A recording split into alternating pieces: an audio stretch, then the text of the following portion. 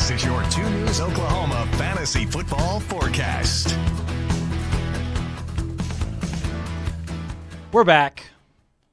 It is time for the 2 News Oklahoma Fantasy Football Forecast. Mike Collier. Yeah, hello. Caden is the busiest man in this business. He is. He cannot be in here today, but it's understandable. Lost his revenge game to Chris DiMaria. Ooh, he lost? Yeah. Oh. So he falls to 3-2. Saw you won. By luck. That's right. What puts you over the top?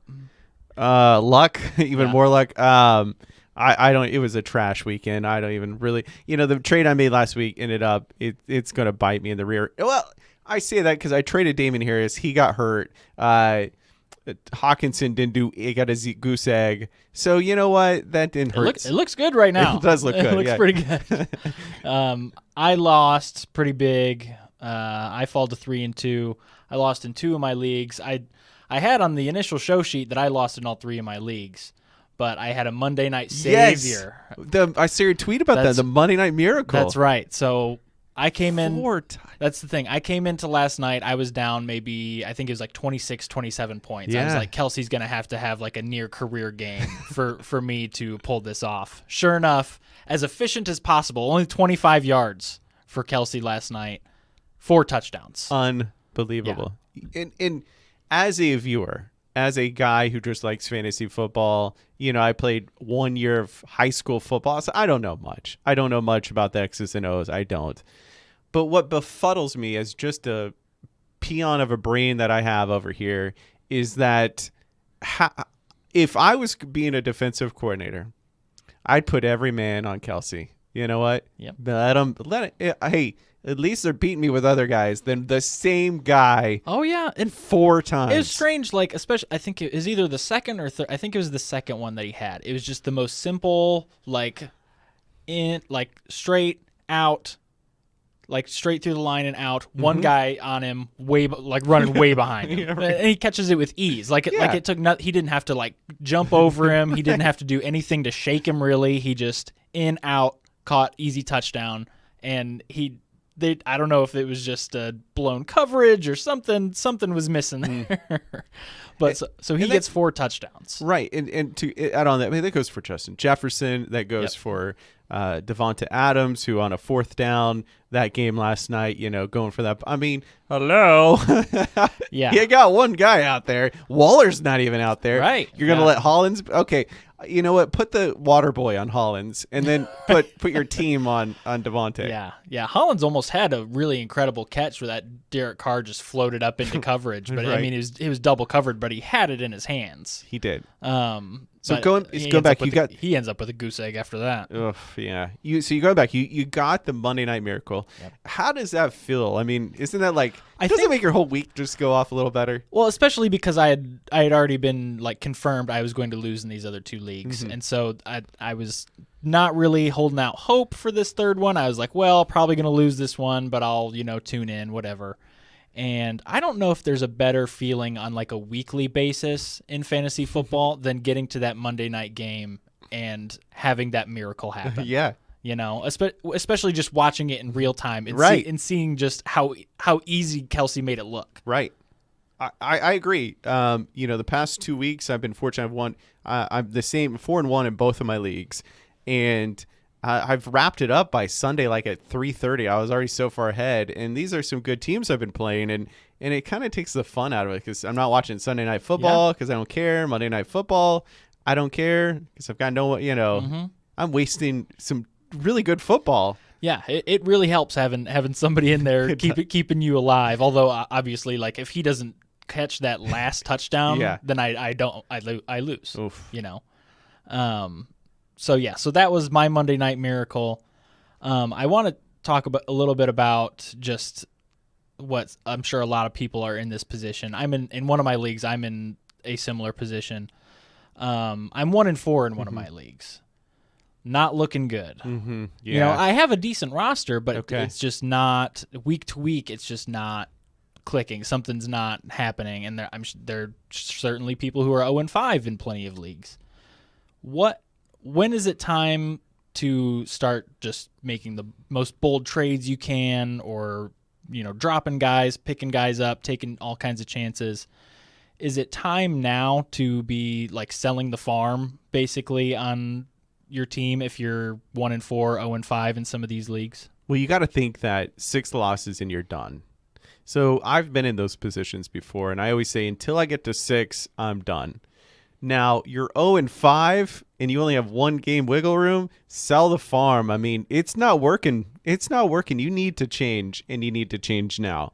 1-4, I'd make some bold changes as well. I wouldn't sell, make the whole roster churn as you would at 0-5, but you're going to have to do something different. Now, if you're in a dynasty and you've got some really solid teams up top, and I see this in my dynasty league, now's the time to get your first round picks for next year.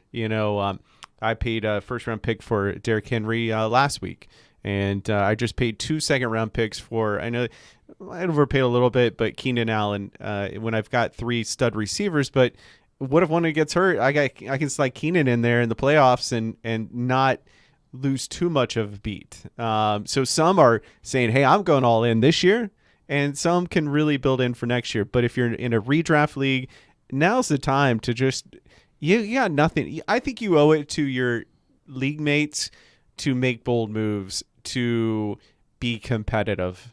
So you're not ending up as that team that it's like, oh, that's a free win. Yeah. That's I hate free wins. Right. Make me earn it. Yeah. You know? It's a lot more satisfying. Yeah. I mean, if it's a free win, why even play? Any team can win with anybody at any week, but the statistical chances get really low when you've got these poor teams. Now, there might be circumstances where, the team it's just bad luck. You're losing by 1 or 2, and that's kind of different. And you got to understand that of your own team, you just had bad luck. But if you're like not performing and you're scoring 80, 90 points, take that big piece and trade them into 2 or 3 accessories, and try to build up the rest of your roster. And that's kind of like going to, like, I'll just use my team for example in our league. Yeah. So I'm 3-2, so not a bad record by any means. I'm still very much in it, but I've complained before about my running back depth. Sure. So my 2 top running backs that I took in our draft, I took Michael Carter and Rashad Penny. Okay. Yeah. Michael Carter clearly is losing that job to Breece Hall, and Rashad Penny out for the year, broke his leg, one of the bones in his leg. Yeah, the fibula. Yeah, and so I'm at a point where I'm like this, like I've currently have slotted into my starting lineup now for this coming week. I have like Eno Benjamin in there. Like I'm hurt. Yeah. Yeah. So who's your stud guy on your team? You got Chase, right? That's the thing. I have Chase. I have Diggs. Whew. Man.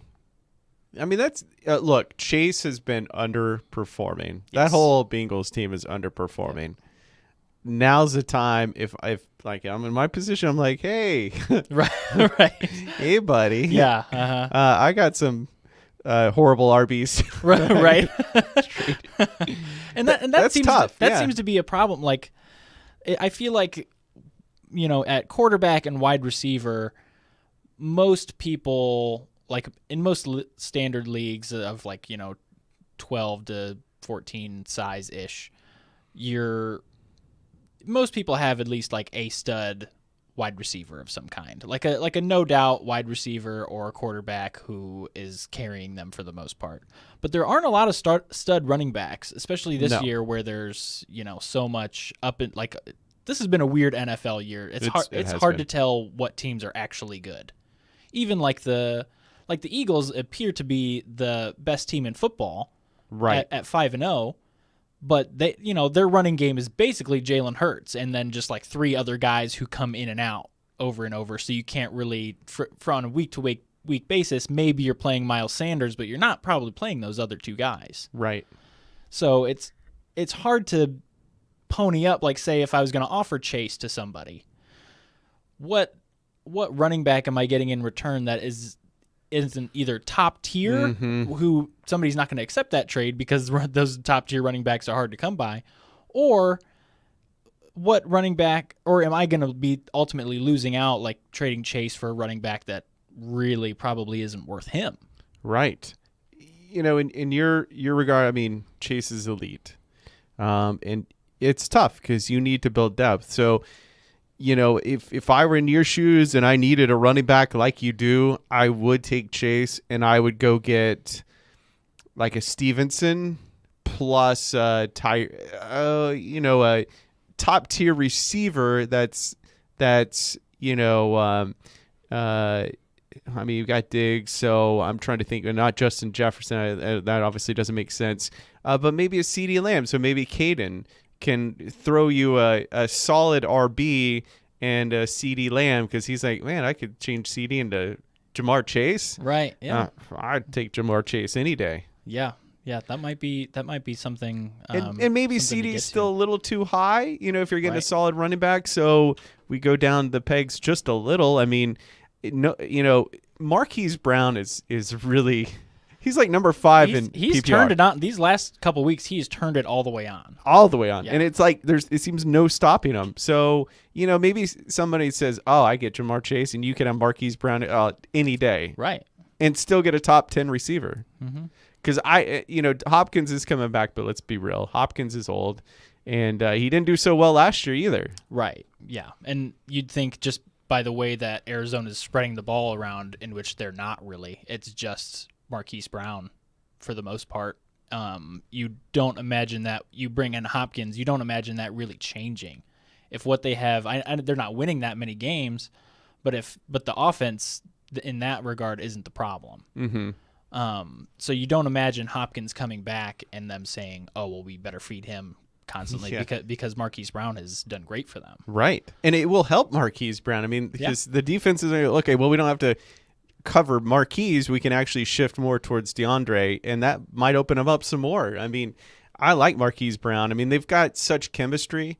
So, if I was in your shoes, that's who I go after. I will say it was another double XP weekend, resulting in a Cardinals loss. I feel so bad for Kyler. There's a couple reasons. One, he's an incredible athlete, and as an Eagles fan, I would take him over Jalen Hurts. Really? I really would. I trust Kyler more to get me out of these holes than Jalen, and Jalen's been phenomenal. So I don't want to knock that, but Kyler, it has that next gear that he's a winner. The problem he has is he has no running game. He has one receiver, and that's it. And he is saving that team. He's saving that team, and the coaching is very questionable. And one thing about Kyler versus Jalen, they're both very, very calm guys. Mm-hmm. But Kyler has seen those we've seen him make those comebacks, where it's just they're it's basically third, maybe fourth quarter, and you're like, oh, they're out of it. Yeah. And Kyler will do anything. Yeah. And it's like backyard football. Exactly. That he is going to run around and either escape like he did on that crazy 2-point conversion this season, or he's going to chuck it downfield, and somebody's going to be out there to get it. Right. Which, I mean, Jalen, at least this year, hasn't had close games, really. Sure. It's been mostly he's not to take away from how he's played, because he's like an MVP candidate right now. Right. There's no doubt. But as far as winning you a game, maybe that is where you trust Kyler more. Sure. Yeah, I do. I just don't have that trust in Jalen. I feel like if we're down, I don't know if I trust Jalen to get me back in the game. And maybe that's just been scarred by Jalen the past year and a half with the Eagles. But I mean, he's a different quarterback this year. There's no doubt. And I'm not trying to knock away any of his accomplishments. I like Kyler a little more. I have a lot of hope for Kyler. I think he gets unfairly picked on for his height. I mean, because what he's doing at his height is amazing. Crazy. Yeah.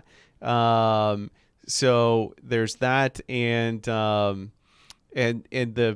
poor Call of Duty stuff. But it's funny. I mean, you can't really hide from that. And I would love to know how much he's really playing.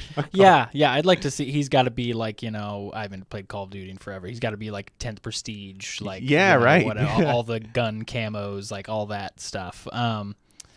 Switching gears, Okay. I want to talk about. I want to talk about the Seahawks a little bit. Okay. Because we talked about Geno Smith last week. Right. And he's been playing really well for how generally not good that team is around Yeah. him. He's played really well. And then even a couple years ago when they got Metcalf, it seemed like, okay, Metcalf's going to be the number one guy here. And then you could see his numbers go up. Mm-hmm. Tyler Lockett, his numbers go down. Yeah. And last season, Tyler Lockett was like almost a non-factor. Yeah. And now this year, Geno Smith. Yeah. I don't know. And Metcalf's putting up points too. Yeah. I know Caden said that he keeps leaving Metcalf on his bench. Yeah. Right. But is Tyler Lockett a guy who, if he is, I mean, he's obviously not like available, but like if he's somebody who you've been leaving on the bench, is he somebody that you feel at least in most positions you would be like, oh, this guy's got to start? He's got to start. Yeah, you've got to. I benched my favorite quarterback, Trevor Lawrence, for this coming week for Geno. I mean, that's Geno's fifth quarterback in PPR, number 5. Can you believe top 5 quarterback? That's wild. That's why. Yeah, I mean, he's up there with Herbert. Who came in preseason 1, 2, 3. I mean, he's right there, and that's just amazing. And he's very accurate. He's really accurate.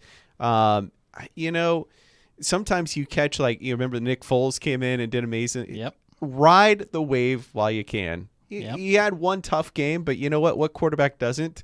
Since then, he has been on fire.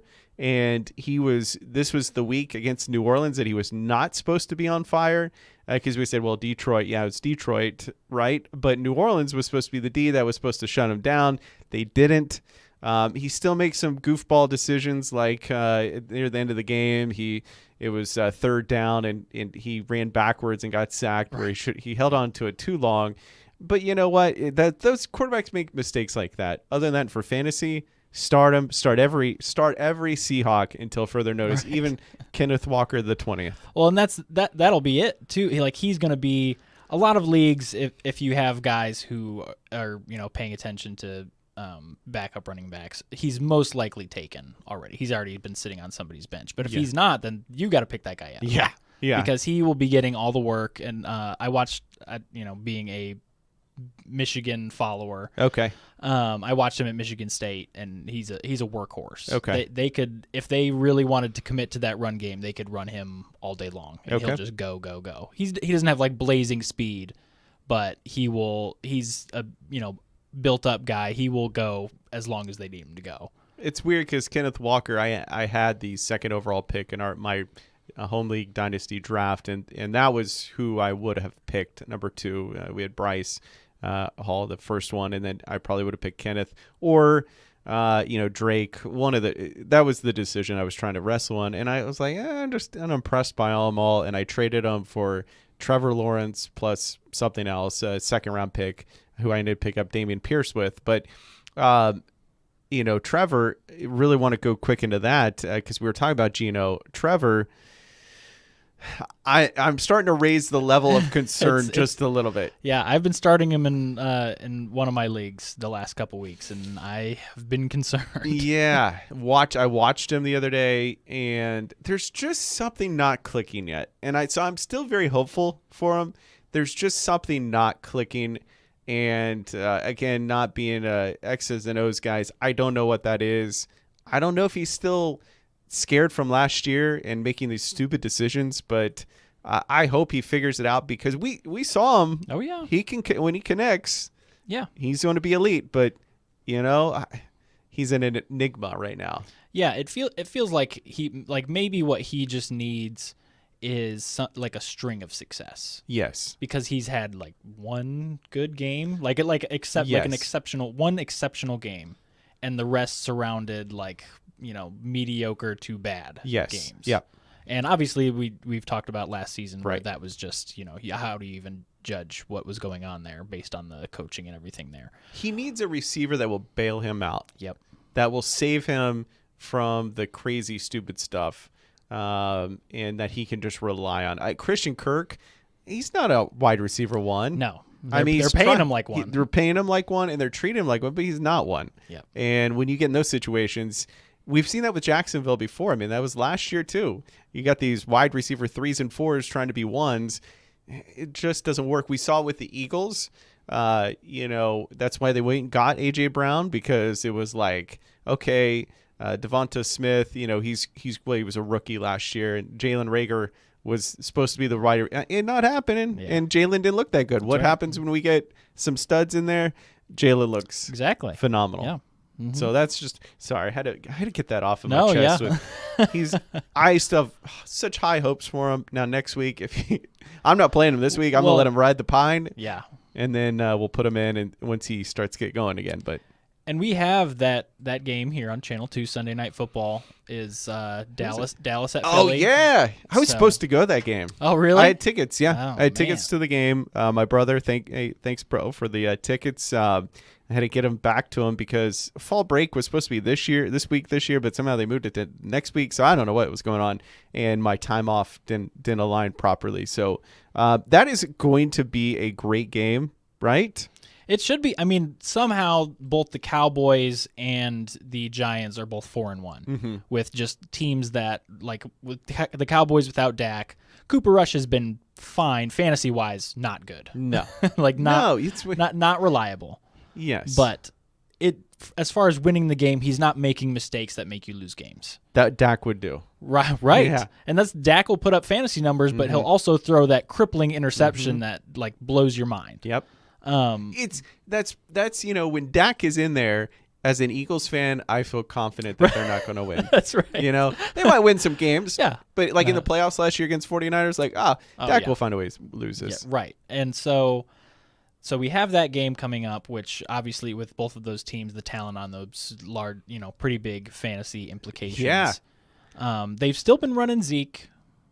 But Pollard finally got his this past weekend. Yeah. Where it was starting to look a little shaky for people who were relying on Pollard. I think Caden was running Pollard out there every week.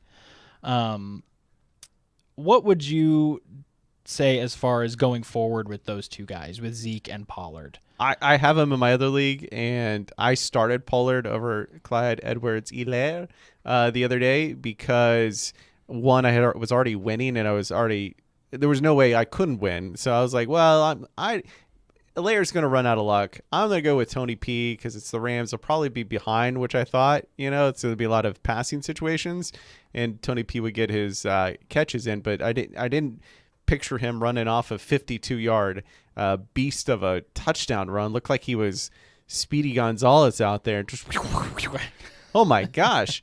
So the way I view it as a fantasy manager of those two is I never want anybody to get hurt. I don't want that. I want more clarity. I want one or the other. Yep. Because originally going to this weekend, I thought, well, Tony P is sick, so he's probably not going to play. So this, you know what? I'm going to put in Zeke and go with it. But once Tony P flew there, I was like, oh, this could be his game. So I put him in, and what a mess. Yeah. If you need one of them gone to have confidence. If you want base points of 7 to 10 points, and you've got studs elsewhere, put Zeke in, and you're going to be fine. If you want the bang, you got to go Tony P. Yep. But you got to realize he's going to have the breaker, but if he doesn't get that breaker, he's going to have 4 or 5 points. Right. So that's where you're going. You're either going to get 4 or 5 or 20, or you're going to get 7 or 8, or maybe 12 with Zeke. Right. And if you're looking at it from a statistician's standpoint, what do you want to go for the bang, or do you want to go for the kind of the hey, I can get some points out of them? So there are a good note for everybody this week. There are 4 teams on byes. Yeah, bye weeks are tough. Yeah, it's an early bye week for a lot of these teams. So Detroit, Tennessee, Vegas, and Houston all on a bye. Hurting me in one of my leagues. I got Damien Pierce, and he's been carrying me. Damien Pierce, God, did you see that run he had? Yes. And it stinks because I just traded him and a first-round pick for Derrick Henry. Now, Derrick Henry, I watched him. When I get these guys, I watch their whole game because I want to see. Yep. I want to make sure that. How are they using him? Derrick Henry is still a beast. Oh yeah, that's it. On the goal line, it's like he shoots out of a cannon. Yeah, and it's just anything in his way, he just barrels through. But even at the 40-yard line, he's still he's 28, maybe about to 20. I don't know. He's 40. I don't know. He's old. That's an old man, a grown man. He is a grown old man, but he is beastly. And I just feel like there's no stopping that guy. He is just going to bulldoze through anything and everything that he encounters. So I still feel good about that trade, but Dameon Pierce is a beast. And if they somehow figure in their little heads of theirs to get rid of Rex Burkhead and just say, let's let Damien handle it. Yeah, I saw He something could be about. I saw next something level. about. I think it was last week's game where they put in Burkhead late in the game because he had the experience. Yep. And it's like, Yeah. it gets to a point where it's like, You're okay, the Houston Texans. right? Come it's on, like, yeah, people. yeah. Put in your stud. Put in your guy. Yeah. What do you have to lose? Right. Nothing Yeah, at all. That's right. There's zero expectations. This Yes. year. And matter of fact, if you win with them, great. But if you don't, your draft pick goes up higher. Right, yeah. It's a win-win. Exactly. Rex Burkhead ain't going to get you anything other than a lower draft pick. So for those bye weeks, like I said, a lot of guys down. My poor wife has 3 Detroit Lions on her team. Ooh. She's got Amon-Ra St. Brown, who she's mad at for not playing well last week. She's got Hawkinson, who obviously put up nothing last week, and she's got Jamal Williams, who allegedly Swift should be back after their bye week, but you never know. So you're the Lions fan. Here's what I kind of want to talk out real quick. Here's my thoughts being an outsider watching the Lions. If they're at home, start them. If they're outside, do not play them. Yeah, it's tough. Like, Josh Reynolds has played well with all these other guys being injured. He's been somebody, like, I've been playing him as, like, my flex in a couple different leagues. Amon-Ra, I mean, he's not – you can't not start him based on how he started this season. Obviously, last game he was not good, but with that sort of game against the Patriots, Jared Goff has historically not played well against Bill Belichick. They did in the Super Bowl. Every time he's played him, just seems to have his number. So I would chalk that up to some of that, and then Goff just probably falling down to earth. He'd been this sort of world beater for the first few weeks, and it was like, well, obviously the team itself not doing well because the defense is so bad, but Goff was doing well, and the offense was clicking. This week, the sky is falling there in Detroit right now. Really? It like, fans are. I mean, it's just the whole expectations thing. The hard knocks. And the how well the offense has been doing. It's been something that just hasn't been clicking for them. How many? I feel like they've played so many home games. Am I wrong? They were away to the Vikings. I believe they were away. Okay, so they were in a dome still. This past week, they were in New England. Right, and that was the first time they were outside, right? I think the Vikings. I thought their thing is retractable. Yeah, they might have been outside. Yeah, that's close to home too. Yeah. That's their turf that they like playing on. They're used to playing on, but. And I don't know what Patriot Field has, what kind of – they probably have AstroTurf as well, but it's outside of the elements. Mm-hmm. I don't know. I just feel like the Lions are one of those, you put me in my environment and we'll take off. You put me outside against a well-coached team. And that's the thing, too. I think the coaching has a lot to do with it. Obviously, the defense, like I said, has been horrible, but the offense just hasn't, like, for them to be so good and then drop off, it's that in-game management. It's like, how are we not able to make this successful? I get we're down Swift, but even Amon-Ra was back. A little bit. He was limited. Right. Yeah. But Josh Reynolds, like I said, has been good. Jamal Williams, while limited in talent, has been effective in putting up numbers. So I think it's just one of those things, people are worried about Dan Campbell as a whole, which I like him a lot. I like him too, yeah. But schematically, it doesn't seem like he just doesn't. As long as he has the guys around him, he's good. But I don't think himself. I don't think he could, like, call plays or anything. You know what I mean? No. But I mean, he's a good coach, and they need to hold on to him. I was thinking, because we didn't talk about Rule being out and Steve Wilkes in. Okay, imagine this: Rule with Josh Allen. Would he have been fired this day or on Monday? That's the thing. I mean, you imagine just with what his mind was said to be at Baylor. Mm-hmm. It was this, really, down to earth guy who, X's and O's wise, like had it. Yeah. Would he, if you plant him in Buffalo with all that talent there, is he going to succeed? Probably. I mean, the Panthers have not surrounded him or anybody with any talent for a while. Yeah. Now you could say, well, he's had Christian McCaffrey Sure. a little bit. I mean, but he's been injured a lot. Yeah, exactly. So he hasn't been around. It's the quarterbacks. Even if he had a semi-competent one, which he has had not. Cam was old and should have retired when he got him. Yep. And then he had Sam. The guy's like, well, we'll get you Sam Darnold. Yep. Sam Darnold, Teddy Bridgewater. Oh, PJ Walker keeps floating in and out of there. Yeah. I look, he chose to go there. And if he should have lobbied for a better quarterback, and maybe he was, I just think he got the short end of the stick. When he got that job, I don't even like the Panthers, but I saw like the behind the scenes of him getting it, and he's a family guy. He seemed like a really good guy, but it just nothing ever clicked while he was there. There was always rumors of not really a big fan of his, which is shocking. I don't know what was going on. And I mean, since he started coaching a bit, when it was clear that stuff just wasn't going to work out, that team was bad over and over again. Mm-hmm. Immediately, it was the rumors. Okay, maybe he's just a college coach. I don't know if that gets to him or if that gets to the people around him, where they like start seeing things where they're like, "Oh, this would be this. He is just a college coach. Why am I listening to this guy?" Sure. And I mean, he'll land in a great spot in college if that's what he wants to do. Maybe OU. Oof, yikes! Those poor people. Oh, yeah. That's too soon. Not so good. Ugh. I felt that one, and I'm not even an OU fan. I don't know if I don't want to go off doing that. I don't know if what. Here's the other thing I want to say is I try to be observant of things. When Venables was the defensive coordinator here, everybody was like, Venables stinks. And then when they got him, like, wait, you all, I remember very clearly you all kept telling me how much Venables stunk. So right, I don't want to be the Clemson, and he has all those championship defenses, and then comes back and not so good. But so we'll see how that affects. Baker is going to be out. I think I saw like 2 to 6 weeks anyway. So we're not even going to know if that coaching change actually makes them any better or worse.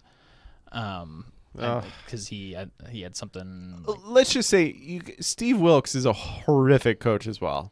Yeah, he had like what 1 year with the Cardinals. And got canned? Yeah, he was awful, and I'll never forget that. I think he had the Josh Rosen, and that was bad.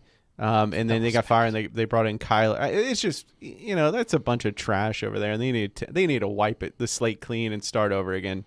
But who am I? I'm just a little weather guy. So moving on. Yeah. So just going down to some of these waiver wire pickups that we usually run through. Like I said, I've had Benjamin sitting on my bench, so I'm with the running back injuries and everything, he's going to be starting for me if he's available. It's worth taking him. Is it worth starting him if you're down bad like me? Maybe.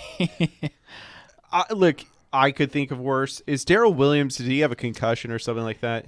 They took him out of that game. I don't know if it was a concussion or not, but they took him out of that game. I think I heard he got hurt. Yeah, he did. Yeah, him and then they took Connor out sort of as a precaution because as an injury prone as that guy is, I think they really wanted to protect him. So you'd think even if Connor starts, you still might have an okay chance of Benjamin doing something. Okay. Because he was still when Connor was presumably healthy, he was still getting a decent amount of touches, and then other than him, I have if Jonathan Taylor stays out, Deion Jackson. I mean, he was the guy getting the bulk of the work there, but it's one of those things. It's like if you're desperate, take him. If not, then go somewhere else.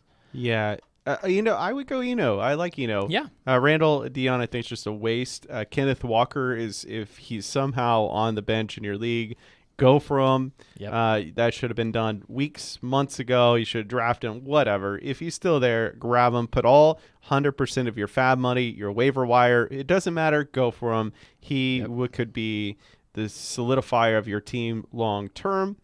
Also this week, who else? I mean, is there anybody else? It's just down to like, It's hard to find. It's hard to find Let me good look at work our- around here. You know. Yeah, let's look at our league. We've got Samaje Perine. Let me look mix and go. Now's the time where like you're gonna say, hey, well if this Jalen Warren is out there, I'd pick him up. Yeah, I mean, and you know, it could have just been. I think it was just a product of the Steelers losing so badly this past week. But he did get a lot of work when they just decided to rest Najee for the rest of that game. I've got one more, and Damien Williams. I'd pick him up as well because I think he's slated to come back. He was the starter of the Atlanta running back committee week 1. And they were doing that Patterson and Williams, and then he got hurt middle through the game, and then Patterson took over. So I think he's slated to come back this week. So this will probably be maybe he will shine through in the PPR world. Worth claiming, and even if At you're this just sitting, point. even if he's just gonna sit on your bench, Exactly. and you see what he does. Yeah, right. At least you have him at that point. Exactly. The only other name I had written after the fact here was you can drop Chase Edmonds if you'd like. He's one of those sneaky players. It's like, oh well, he's got a good ranking, but it's just because he caught like one touchdown a week, but he doesn't actually. That was my starting running back. Okay. I would hold on that. I'd hold 1 or 2 more weeks on Edmonds for the fact that Mostert has a very long history of getting hurt. It's true. And if that happens, then you've got RB1 again. And, you know, they paid Edmonds a lot of money. I think we got this quarterback situation. I would hold on to him for 2 more weeks. Sure. Give it 2 more weeks and see what happens. And then, because he could be a starting guy for you. So you'd hate to drop him, and then next week Mostert gets hurt, and Right. Yeah. That always happens to me. Right. Yeah. Of course. Yeah. That's Mike's luck. Yeah, and that's where you can get, especially with these bye weeks, you can get trapped. You're like, I got to drop somebody because I got somebody on a bye, and you end up dropping one of these guys, and regretting it after the fact. One more thing, I got a little brag Sure. because this is the end of it, and I don't think anybody from my fantasy team's listening any further. But I've been in this league for 10 years, and here we are, week 5 going to week 6. 10 years, and I've never been in first place ever. Okay, I'm actually in first place. Wow, there you go. It's a mind-blowing. It's an accomplishment, but yet there's so much more of the season to go. Oh yeah, well, that's it. I've had a lot of seasons start off 4-1 and end with like 5 wins. Yeah, yeah, I know. I hope with Justin Jefferson, Stephon Diggs. This is my other team. Yep. Chris Godwin, Derrick Henry, Kyler, Geno. That I can be in the playoffs. That's my goal. Get to the playoffs and win. Ultimately win. That's what we all want to do, is we want to win. And I think even if you have 0 wins right now, you should fight and fight and fight and never give in. Never give in until you are eliminated. And when you're eliminated, you keep playing because that's what you signed up to do. You signed up, you took the oath that I'm going to play. You better play to the bitter end, and Victor goes to the spoiler, right? Something like that. I don't know. What's that's that? right. Yeah. Oh, that one. Well, that's mine. Oh, this that's is yours. You. All right. So, like I said, we have Sunday Night Football on our channel, Dallas at Philadelphia.